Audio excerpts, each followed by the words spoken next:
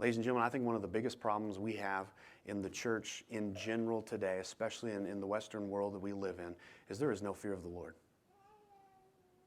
He is not spoken of as one who is judge and one who is righteous. In most pop Christianity, we get hippie Jesus. Is God love? Yes, He is love. He's the definition of love. He loves. He loves so much that He's righteous and He will punish evil. He is so full of grace and mercy abounding that He must judge those who are wicked.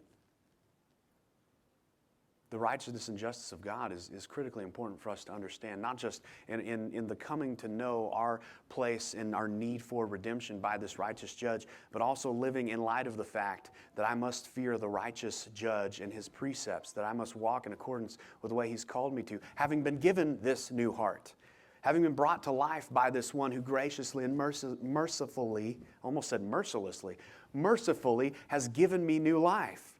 What is my response to that when my heart has changed, when I've been granted new life? How then do I live? I follow the command of the one who loves me in my righteous response to that.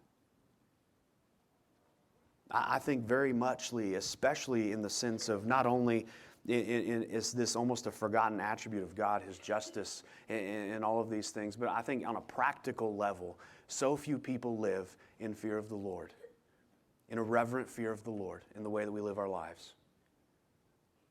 So few actions that we perform do I think we would still perform if we realized who our God is and His hate for sin.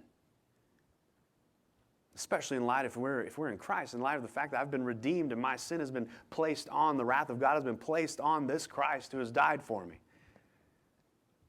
That's a good reflection of where my heart and my understanding of who God is. It's my willingness to not live in fear of the Lord or live in fear of the Lord.